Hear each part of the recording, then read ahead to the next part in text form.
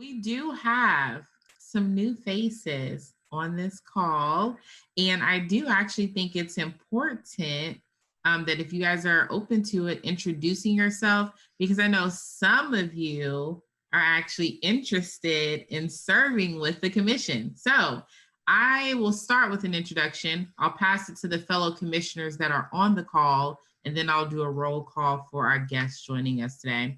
So my name is Nichelle Whitney. I am actually the chair. Thank you, Hans. I'm actually the chair of this lovely commission. I am so excited to be here with you all. And I think I've had the chance, if not via one-on-one like call or Zoom, like I've emailed all of you. So I am the person behind the email. So I'm so happy to be here with you. I will actually pass it to the vice chair and then to Commissioner Bartley Taylor to do introductions. So Liz. Oh, sorry. Okay, well, that phenomenal person right there is Liz Feitel. She is the vice chair of our commission, and she is probably one of the wisest community residents that I've ever met. I hold on very tightly to Liz because she has such phenomenal leadership and has served this community so long. So I know Liz is using the chat, but I just had to take that moment to brag on you, Liz. So I'll go to Commissioner Bartley Taylor and then Commissioner Ferguson. All right. Hi, everyone. I want to second what Nichelle just said about Liz. Just amazes me about the things that she knows about the Bloomington community, and a great asset.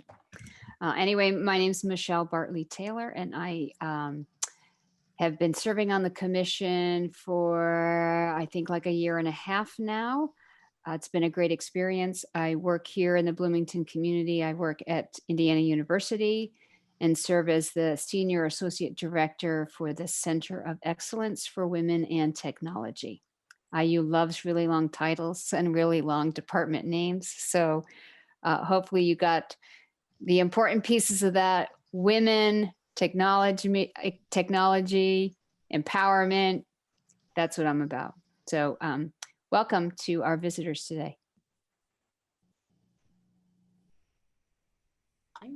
I'm Jill Ferguson, and I've been on the commission just a hair longer than Michelle. I work for at the Richland Bean Blossom School District. So there are basically 2 school districts here in Monroe County, not including some of our charter schools, but we're Edgewood schools. I work as a family engagement coordinator, so I do a lot of academic events and connecting community partners with our students and vice versa. So it's kind of a fun niche that I like. And then I've also been a Girl Scout volunteer now for about 5 years. And I guess that's about it. Thank you. We'll go to Counselor Deckard, and then I think that will conclude all of our commissioners, perhaps. Yeah, okay. So Counselor Deckard, and then we'll pass to Melissa and then Nicole. Oh, wait, we have Nicole. Nicole is our new BCSW liaison. Okay, Counselor Deckard, and then Nicole. Hi, everybody. I'm Trent Deckard. I'm an at-large representative on the Monroe County Council, and I also serve as a liaison from the County Council to the Monroe County Women's Commission. I've been in these meetings, I think, for about 2 years now. Golly, that went fast. But it's so good to have you all here. This commission does a lot of great work, which I'm sure you've heard about or will hear about, and we're glad you're here. Thank you. Nicole? Hi, everyone. I'm Nicole Bennett. I am a commissioner on the Bloomington Commission on the Status of Women, and I've been there for about a little over a year and a half. I've attended one of y'all's meetings before, back in the summer of, I guess, 2019, when we could all be in person. And I'm really excited to work with you all. And we are so happy to have you liaising with us, Nicole. Thank you. Okay, so we'll go Melissa, and then Mem, and then Rima. Hi, everyone. I'm Melissa Ward. I think this is my 3rd or 4th meeting, maybe. So thanks for continuing to let me in to the conversation. I appreciate it. I work at the Mill, which is a co-working space and center for entrepreneurship here in Bloomington. I am the head of initiatives and partnerships. And so I've been working with a lot of external partners across the community, like the Women's Commission. So thanks for having me. Thanks, Melissa. I think I'm next. My name is Mim Northcutt Bomert, short first name, long last name. I'm a professor at Indiana University at Bloomington. I am just recently tenured in the criminal justice program, so I'm starting to sort of expand beyond just what's required of me to what I'm passionate about as well. So what I research in criminal justice is different groups who've been marginalized by the criminal justice system. So that usually looks like gender, race, class. So specifically, I would look at transportation, fines and fees. So how some of these requirements of being involved in the criminal justice system can be complicated for certain community members. So that's something I've looked at. Of course, race and policing issues. And so there's always been an intersection between criminal justice and the community. And one of my major interests is looking at promoting women leaders into criminal justice positions. So when communities have concerns about how to redesign transportation, like for example, offering affordable transportation so people can get to drug and alcohol counseling or just get to their probation appointments, that we have women in positions who understand what it is to be a caretaker. So understanding that children often aren't allowed in probation and parole offices. So if you have children, how do you get from point A to point B? So just some of like the really logistical concerns that are present between criminal justice agencies and communities. And criminal justice agencies are often led by men, often older men who don't have caretaking roles. And so that's fine, great. But my goal is really to see more women at the table. And so I've been exploring a lot of women in leadership. So I'm interested in joining the commission for those. Obviously, a lot of what I've talked about are things that you guys discuss and consider and try to improve. So thanks for having me. Thank you, ma'am. And congratulations on your recent promotion to tenure. That is wonderful. And yes, Mim is interested in joining as a commissioner. And also I should say, Melissa Ward actually submitted an application. She applied to be a commissioner. So we'll talk a little bit for the new people. We'll talk a little bit later about the process and what that means. So we'll go from Rima to Sherelle, and then Sherelle to Rebecca. Hey everyone. So I have visited maybe once, I think, and yeah, I don't know the timeline, probably a summer. We'll just say that when we were in person.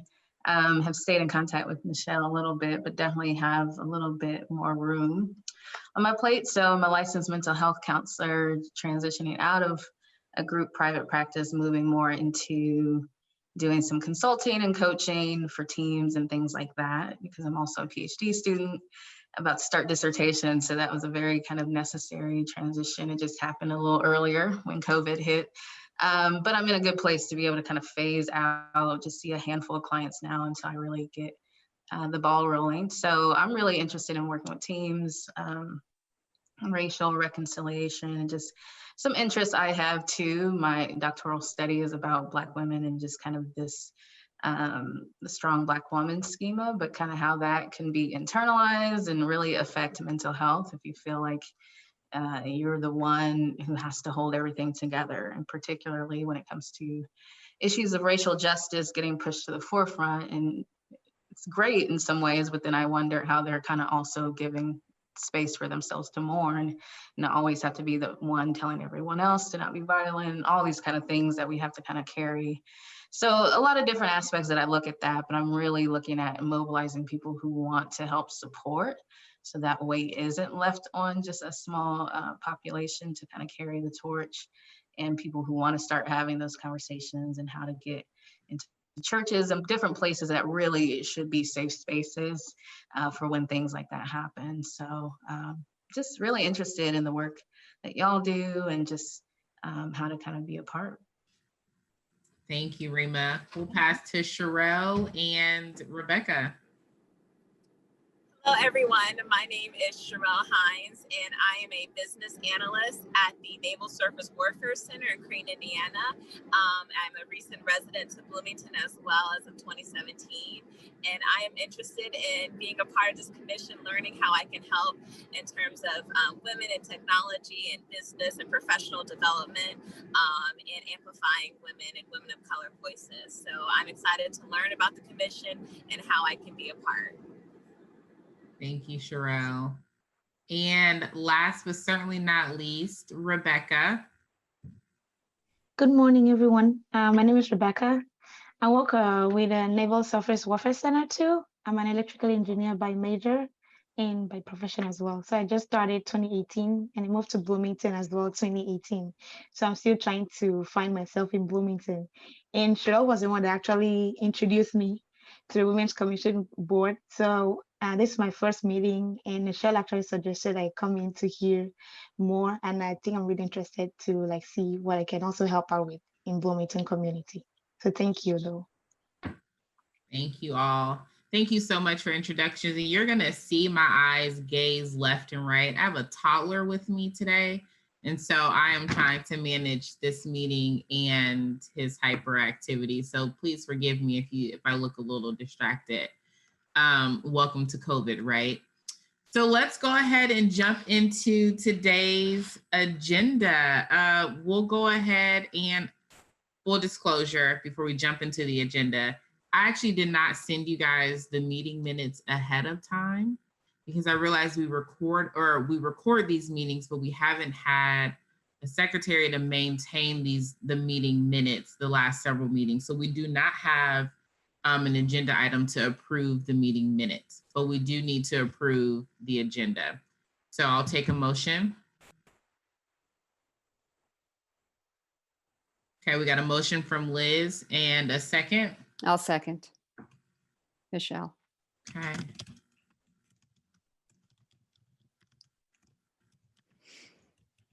Okay, all in favor of approving the agenda as is, signify. Aye. Aye. Liz, okay. Trent, was that a yes? And then Liz, you have Jessica's proxy today, correct? Okay, so we do have quorum. Okay. So we'll roll to old business. I wanted to welcome Nicole Bennett. She is our new BCSW liaison. She is following in the wonderful footsteps of Jennifer Sims. So we are thankful that you're here, Nicole. Is there anything that you would like to share with us on behalf of BCSW? Just one thing, we are currently looking for a high school liaison to join our commission. And so if you know of any young women in the community that would be interested in attending our meetings and representing young women, send them my way and I can help them with that application. Nicole, I'm going to drop a name in the chat. That's a possibility. We can maybe talk offline, but we have had a high school student, Elena Kim. I think I got the last name right. I might need to double check that, but she is a high school senior at Bloomington High School South, also runs a Girls Can Code organization at her high school or club at her high school, but she has been involved in our girls coding camp pretty significantly. And I'd be surprised if she wouldn't be interested. So I'm going to put that name in the chat and I will follow up with you with an email address. Maybe a email connection. I don't know if she's interested, but I bet she might be. Yeah, and I can answer any questions she may have about that position. Thank you. Yep. And that's all I have. So if anybody else has more names, let me know. Perfect. Thank you. Any questions for BCSW? Okay.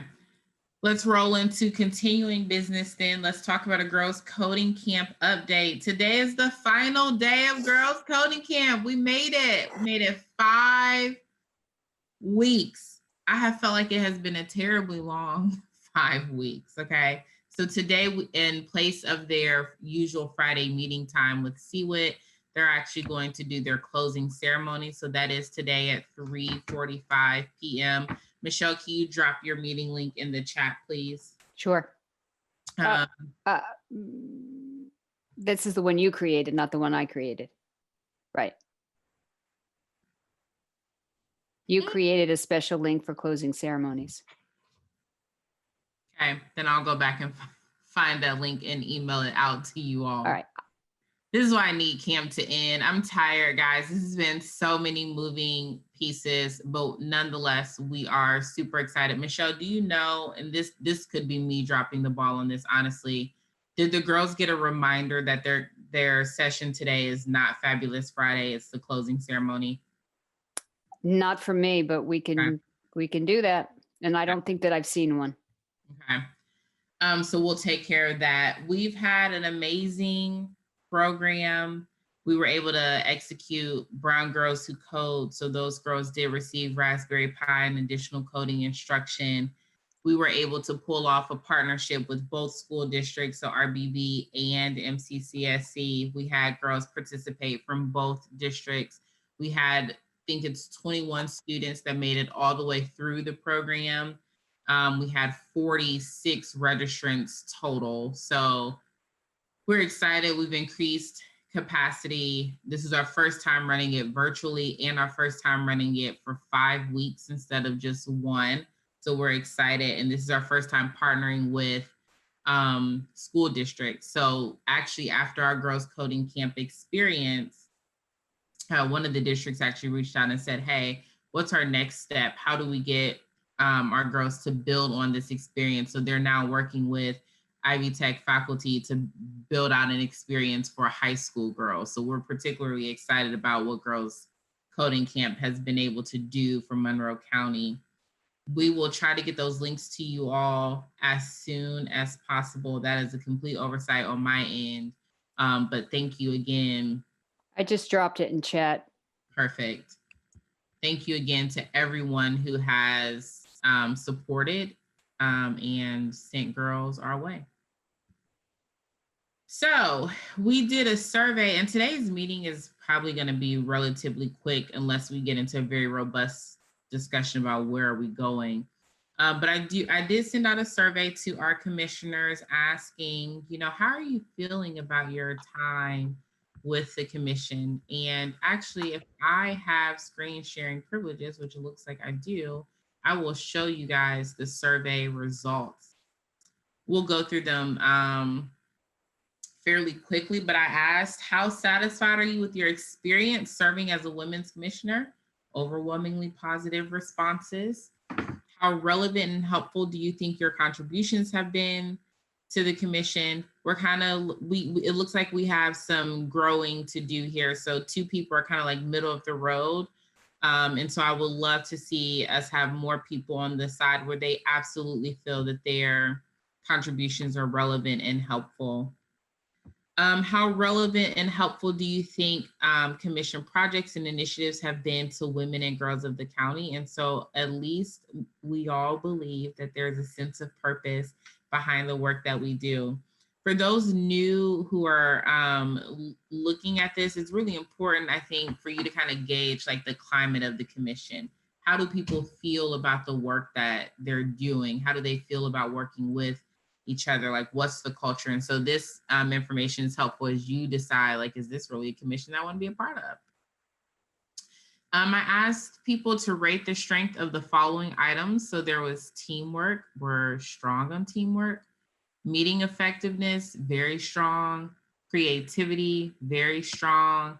Individual growth and professional growth rated exactly the same, strong. The chair's leadership is strong, the meeting time is strong, and the meeting format is strong. So we are a really strong commission. That's what I gather from that data. When I asked, so what are your favorite parts about serving? Some said it's working with other members. They're very inspiring, and motivating. People said being able to think outside the box and work with others. There's an opportunity to serve and meet like-minded people. They enjoy being on a team that critically looks for ways to improve life for Monroe County women. And then as a liaison, this person enjoyed seeing the natural leadership that springs up and thrives with this commission. They shared that sometimes they get busy with other parts of their life, but anytime they look back at the work of the Women's Commission, they see so many great things happening that continue to move and make big progress. That was phenomenal. But we know we're not perfect. So I asked, what are the challenges? People said, it seems like there's a lot of projects. Everyone that I've met with and talked about serving on this commission, I always tell people it is a working group. It is not an advisory group. We do not just sit around and have conversations and send out wishes into the universe. We are a working group. So yes, there are a lot of projects, and we absolutely can be better about coordinating group projects so that one person doesn't do all of the work, because we know that you all are busy. Not having much of an idea of what majority of the females in our area would really benefit from individually and collectively. And that's really important. So this is a needs assessment. What do the women here need? And how do we gather that feedback from them rather than assuming? That's really good. And we can think about how we engage that in 2021. Someone says sometimes there's delays in decisions due to waiting for meetings and needing quorum, and then choosing the best high impact programs to deliver based on available time. So yes, we are quasi-government agency. We have to have quorum at our meetings. And so it can seem, I mean, this year we had a couple of times where we were able to schedule special meetings, but even those require 10-day public notice. So it's a little bit challenging if you miss a meeting, which is why one of the expectations that we set when you serve is make sure you're present or send a proxy so that we can keep voting and keep moving the agenda forward. And then subcommittees. Subcommittees are hard, especially when you don't establish a lead. And so it makes it harder to divvy up the work. So we're going to look at how do we better engage subcommittees. And again, we do a lot of work, so it's hard to keep up. But when I asked, do you plan to serve again for 2021? Unanimously, yes. No one's running for me, so that's awesome. Then I asked if anyone's interested in being chair, and it was a unanimous no. So I say all that to say, if you are interested in a leadership position and you're like, listen, I want to do this, but perhaps I don't want it to start tomorrow. I need a little bit of time to be coached or to be mentored or to have experience serving in co-leadership from the seat. Please let me know. I'm happy to walk with you through this process. I don't have to be the chair. I love being the chair, but I'm absolutely okay with making room for other leaders. So you guys just let me know. I was disappointed by this one. Are you interested in serving as secretary? Unanimously no. So I'll say this. We have to have a secretary moving forward, which is part of the reason why you'll see on the agenda that we're talking about how do we get a fully seated commission again? Because when we don't have a secretary, like right now, I haven't written down a single thing because I'm talking to you guys, I'm screen sharing, I'm going through data, right? It's impossible for me to also keep the minutes for this meeting. So at some point in time, as we fill in these commissioner seats, we are absolutely going to need a person who will serve as a secretary because we're required to submit agendas and meeting minutes based on open door policy.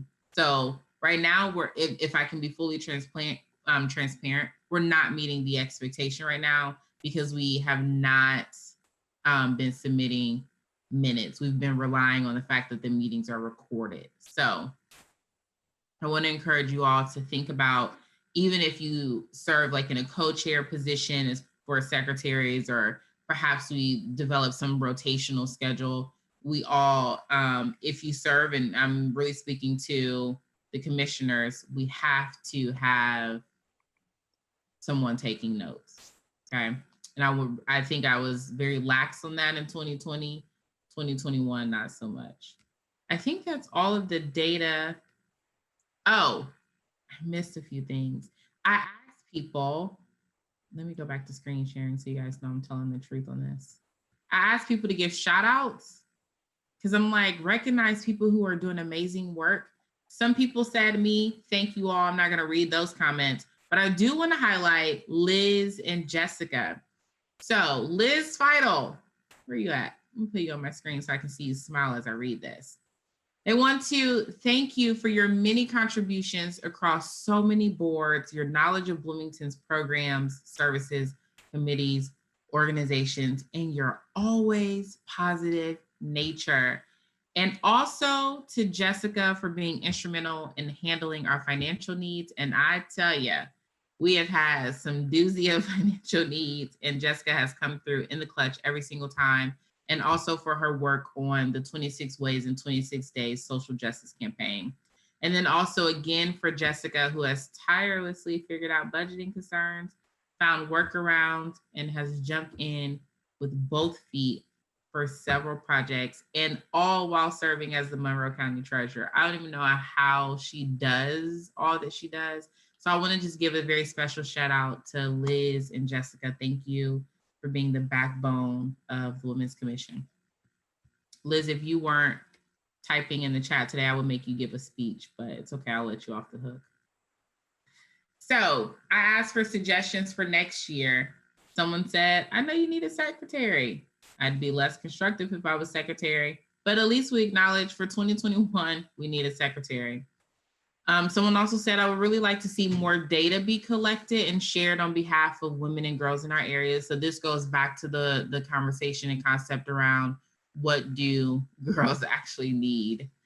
They shared that they remember many years ago that the Bloomington Commission on the Status of Women used to do this. And perhaps this is something that we can revisit collectively. So Nicole, we're happy that you're seated here as our liaison, because perhaps this is a conversation that we can explore. We obviously want to fill the open commissioner seats and then suggest more committees for projects and have a leader for those subcommittees to help delegate and communicate to the whole team. And then I know who this one came from, but they said, I think it might be good to rotate in another county council member as liaison.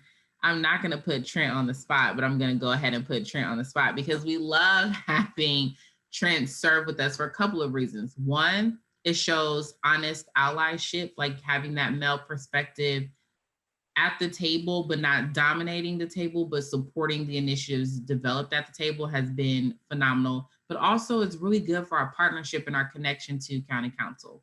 So I know that newly re-elected Deckard would like to share the opportunity to work with our commission with others. Last year, I yelled at you and told you you couldn't leave and that you were required to stay. This year, I'm going to extend grace to you and say if you feel that you need to leave, I'll honor that. Not just if you want to leave, but like if you need to leave, I can let you roll out. But thank you anyway, Trent, for your service and helping us continue managing that relationship with County Council. It has been great. And I am personally proud to see you reelected to your seat.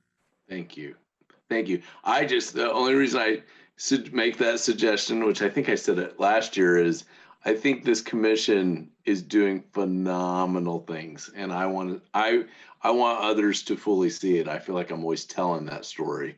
And to see just the growth for anyone that's not seen it before, either on CATS or just here with us, where we were, and I'm not diminishing where we were, it's just we're doing a lot and we're doing it different. It's sometimes exhausting how much we're doing.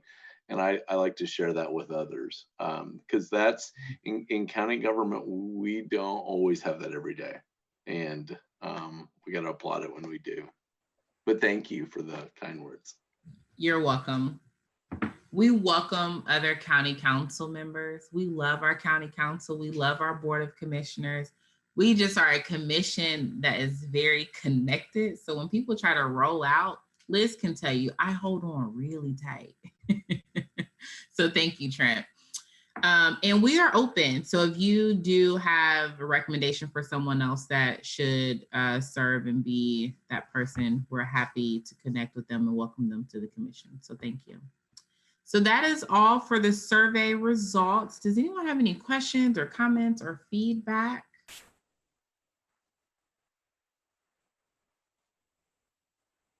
No, we feel pretty good. I just want to say, say thanks for sharing, because for me, having taken it was interesting to see other people's comments. So thanks for that. You're welcome. Okay. So where are we going in 2021? I want to open this up for discussion for you all to let me know, like, where are you interested in going? Honestly, what are some things what are some things that we think we can focus on and prioritize? Do we have a theme for the year ahead? Are there things that you guys are like, listen, this is something that we absolutely as a commission have to conquer and address? I kind of want to hear where we're going in 2021 from your perspective, and we can kind of massage this out together. And so as you're thinking about that, I do want to say, again, Sherelle Hines, Melissa Ward, and Rebecca, we can officially call her Becky, though she did give us approval for that, Uticong, have applied to be commissioners. So we have applications for them. And I know that Mim and I are supposed to be meeting to connect more one-on-one to answer some like questions logistically. But now that you've attended a meeting, Mim, honestly, if you're like, I'm ready, I can send you an application as well. And then I know that Rima has expressed interest as well. And so we have some really good candidates right now. If you are interested in applying, Mim and Rima, I do encourage you to go ahead and get those applications in, just so that we can kind of move quickly and possibly have you all have selected commissioners seated by January. A little bit about the process. So there's two granting bodies. There's the Board of Commission. They appoint a number of people, and then there's the County Council that appoint a number of people. I unfortunately do not get a say in who gets appointed. I would like to have some contribution to that conversation.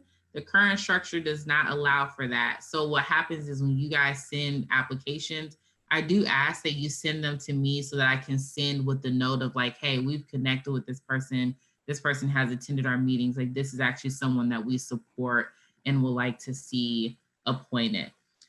Once you're appointed, it's really not heard of to be removed from your seat. You keep serving as long as you have an interest in serving, and as long as the culture and the health of the organization is preserved. But so for the most part, you're here. Once you're here, you're here.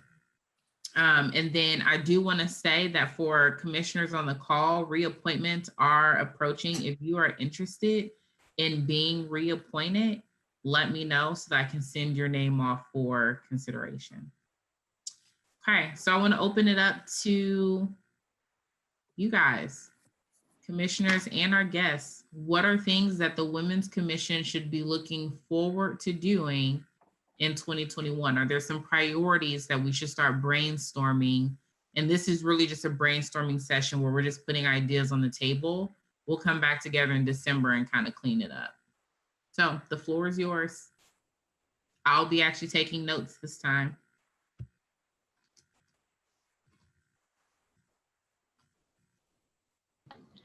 I saw Liz's comment about doing a joint status of the Republic reporting using data. And during our last meeting at the Bloomington Commission on the Status of Women, we actually had a presentation on the Bloomington Quality of Place report. It had been disaggregated by gender, but it hadn't been disaggregated by gender and race. And so we had those findings reported to us and came to the ultimate conclusion that because there weren't very many respondents, minority respondents, that we needed to reach out to different community organizations for data that they might have collected through their surveys. And we're working on compiling those and disaggregating those as well. And so if the Monroe County Women's Commission is interested in working on that, that would be wonderful. If that's a direction you all would like to go in.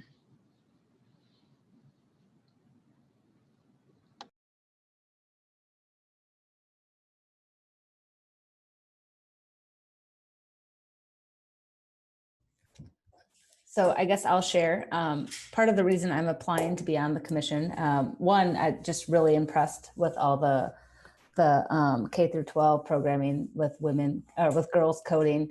The mill is now running a code school for the underemployed and unemployed due to COVID. So we're kind of following in your footsteps in some ways. But I think what the mill has really been focused on is making sure we have better diversity in our startup founders and in entrepreneurship in general. And so really supporting those female founders in their work, helping them get capital, helping them find the right resources, and some kind of entrepreneurship program would be really interesting for me.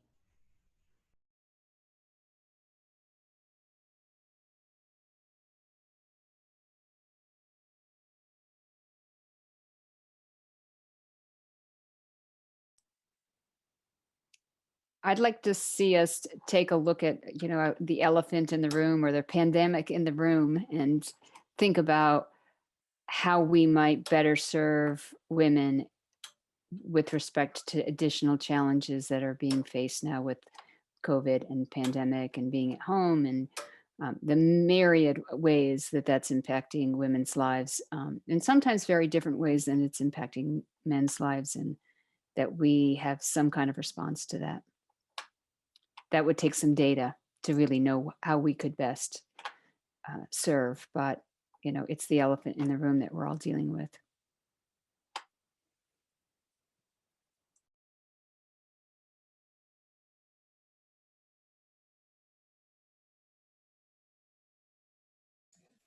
I want to piggyback on that too, because I see it on the education side of things right now, where we have a lot of mothers who are taking the brunt of having to be the ones that stay home. I had the conversation with someone yesterday who said, well, if we go back to virtual, I'm the one who has to stay home because, my husband makes 2 to 3 times more than I do.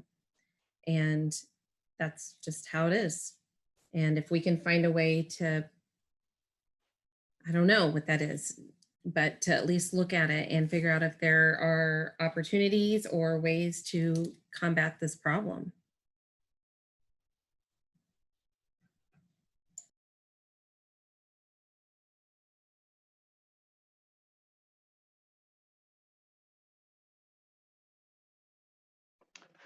I'll go next if it's okay. The under normal times or not normal times, pandemic or otherwise, I think a lot about childcare and the cost on childcare, which I think has become so astronomical that for those dealing with it, they understand that. And I think for folks that have gone before, they may not understand the cost as it currently is. And I can remember sitting down and reconciling some numbers and basically figuring out that for families in the community, they're spending the same amount as what they would for a college education. And they're doing that. If they attempt to do both, they're doing it at the start of life and then at the end of life. And I think we have a lot of, I don't like to make assumptions, but I think we have a lot of people operating under older assumptions that it's not that way. And I think this is a burden that is just, it's taking the legs out from under community members. And it's, if you have it, you have it. And if you've already got through it, I think it becomes an out of sight, out of mind. And when I say those numbers to people, that it's on par with college, I think that's when it shocks them the most. So if the commission would ever want to talk about that or look at that, pandemic or otherwise, I mean, we're in a whole new level of childcare burden. Thank you.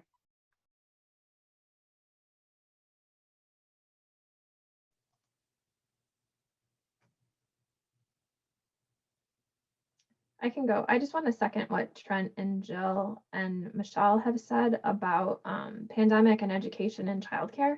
And I forgot to mention earlier that there's a caucus at IU, the IU Bloomington Care Caucus, that has been looking at some of these issues. It's a caucus, so we don't have like a leader, but I'm the internal communications person. So I help organize the meetings and set up the Microsoft Teams group and kind of try to keep things running behind the scenes. But they have started looking at some of these issues on campus and how campus can support the community. So regardless of if I'm on the commission, those are resources I could share with you all so that you could see some of the brainstorming or some of the resources and some of the ideas that the IU has come up with for the community and some of the information that's being shared there too. I wanted to add one other opportunity perhaps moving into the new year, and shout out to Kamala Harris for setting good role models. But one of the things that I've noticed at IU is a trend of people retiring, in part because of pandemic. I mean, obviously the boomers are retiring, but it seems to be accelerated because of the pandemic. So there's a lot of opportunities to move women into those positions, into leadership positions where people are retiring. So it's kind of a prime spot. I know there's hiring freezes. I know money is scarce, but I mean, I think there's a lot of great opportunities to promote women right now. And I would love to see ways to move women into just climb up to the next level above them, whether it's as attorneys into prosecuting positions or defense positions, or if it's as mayor. I think that would be a fun thing to work on.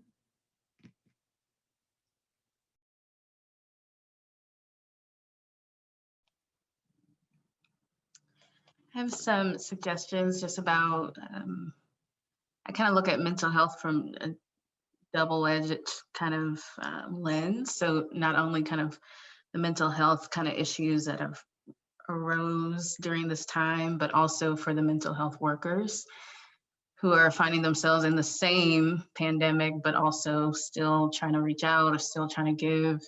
I know myself tried to, do some pro bono services. So it's kind of like this need has increased, but also our self-care. And so I kind of have a heart for kind of creating some type of avenue to pay for respite days or something like that, because I know as myself, as a private practitioner, taking a day off I could choose to do, but it's a loss of income. And then also trying to jump back in to serve a need, but then also I've got to be well. And so just this kind of cycle. And I just wonder in the community of those kind of representatives and clinicians, creating maybe an incentive to give, but also providing some respite for those who want to maybe pay for a session or something, but it's really a day off, or things like that. And so I've done that on a smaller level, just with some groups I'm in, when I've noticed certainly different weeks when there's been like a major impact, and seeing clinicians just taking off, because it's like I'm no good if I'm not in a good space. But then I also know that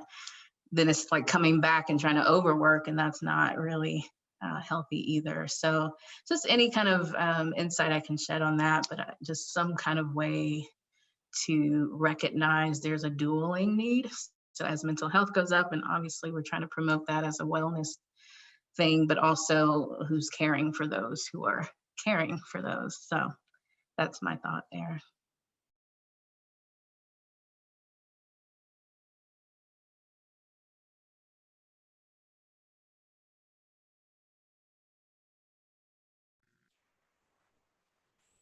Any other thoughts on things so I've been taking some notes, and I see some initiatives that we should focus on, or perhaps consider focusing on. But what's our identity in 2021? Like, who are we going to be? What message, what presence are we going to send? And full disclosure, I'm off camera because I don't want to be the person leading this discussion. So I'm in the background and letting you guys lead this portion. But again, what's our identity? What are things that we, like when we think about our presence in the community, we want people in 2021 to remember the commission as fill in the blank.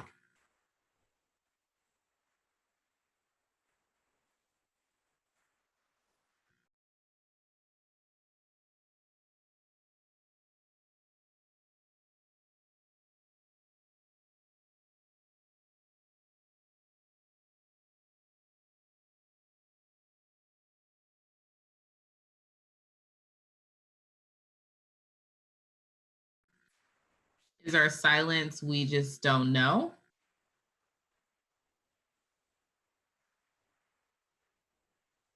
Is this a hard question?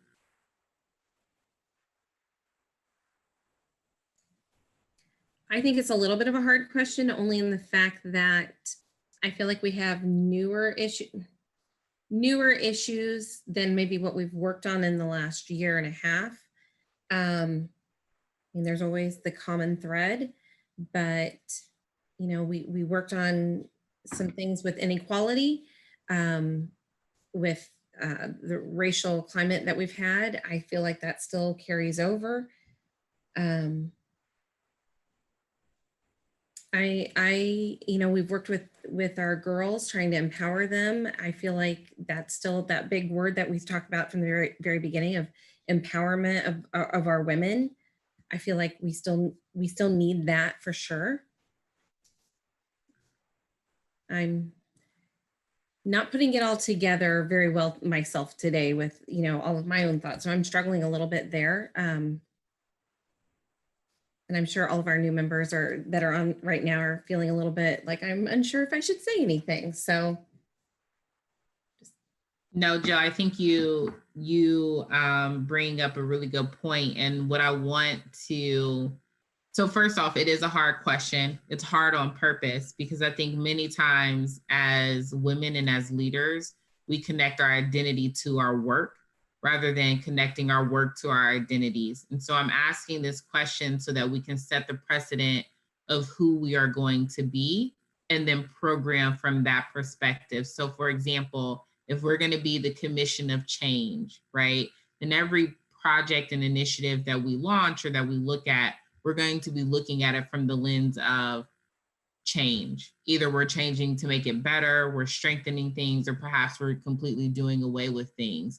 If we're going to be the committee of empathy, if we want people to know, like, the Women's Commission is the place where you go to kind of receive empathy, or like to receive this nurturing catch-all place, like, or resource, then that's how we're going to approach our programming. We're going to approach from, we're putting out empathetic resources about empathy. We're creating focus groups and safe spaces for women to just join us on Fridays. Like, so I want us to think about, who do we want to be in the community? I feel like this year was a year of service. We served our community. We were actively meeting the needs on many different levels, whether it was a gap in coding curriculum for girls, we created a camp, whether it was shifting to virtual or working remotely. So now we need healthy eating tips on what can we prepare and do from home, right? There are so many things that we did to serve people. When it came to the social justice campaign, we weren't just saying like, hey, be nice. We were connecting people to different resources, how to support Black and Brown businesses, where can you go for legal services. I mean, there were just so many things. We were in a year of service. And when I show you our annual report, you're gonna see that was the theme that I pulled out from this year. But what are we going to be next year? Are we going to retain our year of service identity, or are we going to lean in a different direction? Liz, I see you typing it. Are you typing towards me? Okay. Barriers seem to be coming up. I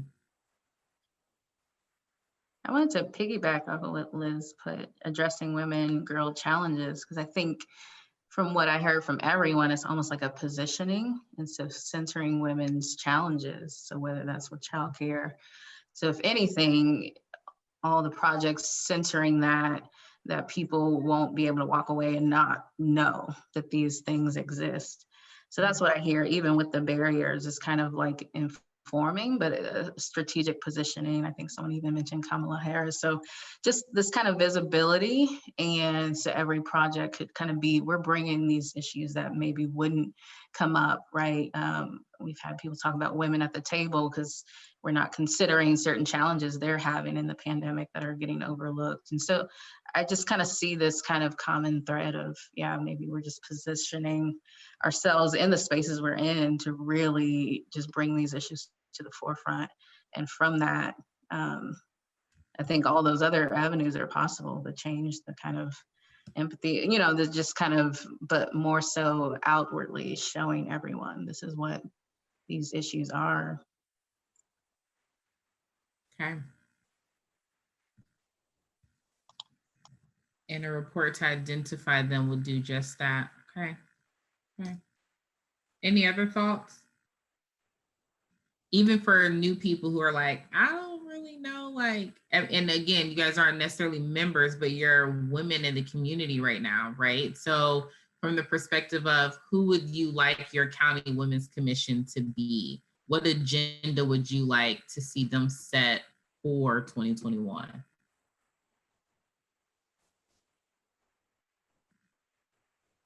Or what's missing? Yeah, good point, Liz. Hi, this is Sherelle. Can you hear me okay? Yes. Okay, so I am loving the idea of like brainstorming and solving like immediate, not necessarily solving, but ways to help the immediate needs that is concerning our community in Bloomington, and with COVID and how that's hit women and women of color the hardest. So I'm all for platforms for supporting small businesses and just giving them more outlets for them to thrive, even in this environment. I have a good friend, and she was able to sell her treats at a pop-up shop. So like, you know, continuing to expand on those ideas of how can we help the women in our community continue to thrive. And so that's just one of like the immediate things that I can think of. Long term, I am highly interested in professional development and growth and navigating career in terms of like high school students and college students, but even women looking for a second chance in life, a second career path. So that's one of my ideas and interests, but I am here to continue to help out on initiatives and committees.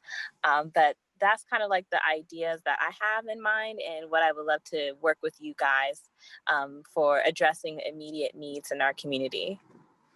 Thank you, Sherelle.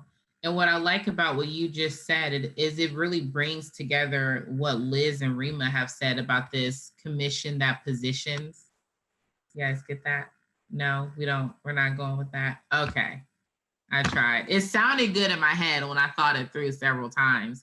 But when we talk about, I'm going to say it again, the commission that positions, right? So even when we talk about like positioning political leaders, who are we supporting more outwardly, right? Who are we holding accountable? When we talk about professional development, how do we position you for promotion? How do we position you for college readiness? How do we position you for pursuing tech, right? So we could be the commission this year that works to find gaps, like Liz was saying, that there are barriers, there are gaps, there are things that need to be filled, there are some things that's missing.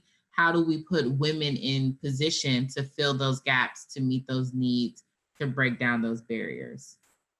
What are you guys thinking about that?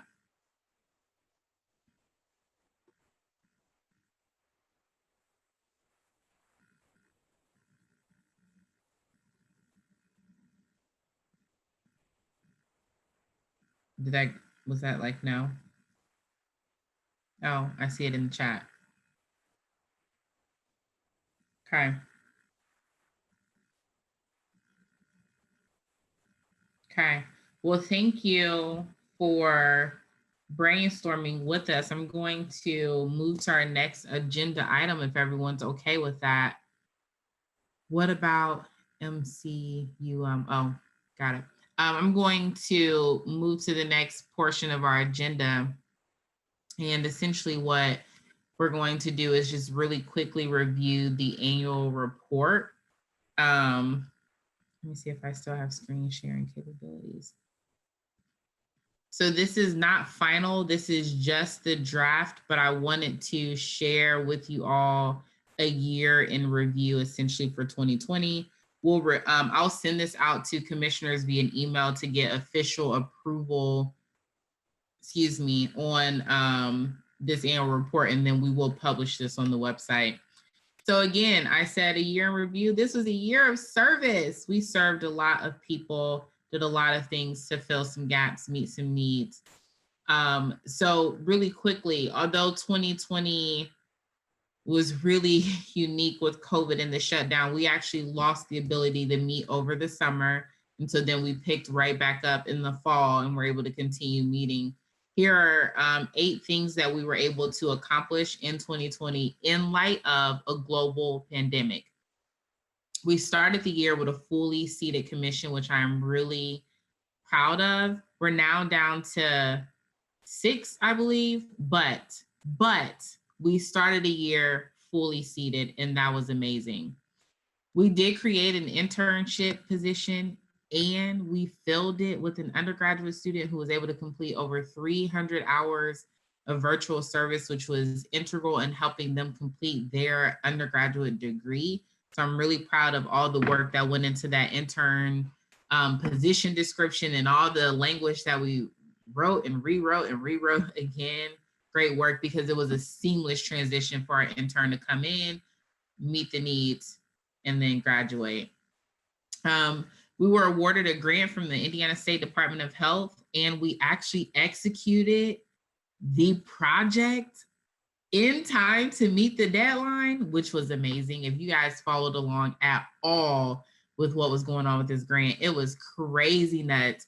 But again, Jessica helped us really pull things together, and there was a subcommittee that helped us get the programming together. We partner with the League of Women Voters to offer a voter registration webinar. We partner with the Center of Excellence for Women in Tech at IU for a film screening that promoted social and equal rights for women. We advocated and succeeded in lighting the county courthouse in purple and gold in honor of Women's Equality Day. We created and executed a 26-day social justice campaign that promoted unity and inspired change in Monroe County. And if you didn't know, this was a campaign that honored 26-year-old Breonna Taylor. And then last but certainly not least, we faced significant challenges with Girls Coding Week. I mean, this was truly a labor of love. I have to shout out Michelle Bartley Taylor for her endless time and effort, and all of the calls that we jumped on, last minute calls, and all of the Skype messages that she nicely replied to from me, because I know I was driving her crazy at one point. So Michelle, thank you so much for bringing the interns into the project and helping it be such a wonderful experience. But we pulled off another year of Girls Coding. We changed the name to Girls Coding Camp. It became a 5-week after-school program. We received a $50,000 grant from Verizon Rural Initiatives, and we maintained partnerships with CBOs, Ivy Tech, IU, and Richland Bean Blossom in Monroe County schools. So again, 8, I would say, very wonderful efforts and initiatives that we did while primarily being virtual, because we went virtual. Our last in-person meeting was February. Last in-person meeting, or I'm sorry, March. Our last in-person meeting was March, and we were able to pull all of this off. So thank you. A little bit of the feedback. I did go through. Did I already go through this with you all, the survey? Okay, perfect. And then again, these are just some of the highlights of the survey. We love the collaboration, the creative thinking, and the serving with like-minded people. Suggestions for next year, obviously, we need a secretary. We want to collect and disseminate more data, fill those open seats, and structure subcommittees with clear leaders. And then the most challenging parts were there's lots of projects. So we need to streamline some project management. We need to engage the community more, hear more from women, and then also a different subcommittee structure. So I just want to say thank you all, commissioners. Thank you so much for the labor of love that went into making 2020 a success. I'll be sending this to you all for review. Does anyone have any questions about the annual report or anything covered in the annual report? No? Okay. Well, commissioners know this. This doesn't happen very often, but I am going to open up for public comment. And then if there are no public comments, I'm going to let you guys out of here early. Any public comment? I'm not seeing anything. Tech services, anything? No? Okay. Final people on the call, opening up to commissioners and our visitors today. Any public comment? Yeah, I have one announcement, and I will share this in an email probably afterward because I didn't pull it ahead, but we are sponsoring another film on December 4th. It's a Friday night. I'll send details. It's on a film called Coded Bias. And it is about the work. Some of you are nodding your head and you're familiar, but it's about the work of an MIT student, Joy, and I'll butcher her last name, so I won't say it. I won't try to say it, but it's about demonstrated bias in artificial intelligence that does not recognize Black and brown faces and misidentifies gender as well. So it's a pretty significant film. We're off, I can share links and you can register to watch for free. And it is followed by a panel discussion of experts to further that conversation. I have seen the woman who's featured in the film live at Grace Hopper 2 years ago. She's a phenomenal speaker. It's amazing. I encourage you to give it a watch, and I'll share that information following the call. Or if I can get to it quick enough, probably not, I'll drop it in the chat. Thank you, Michelle. Yes. Anyone else? Thoughts, comments, questions?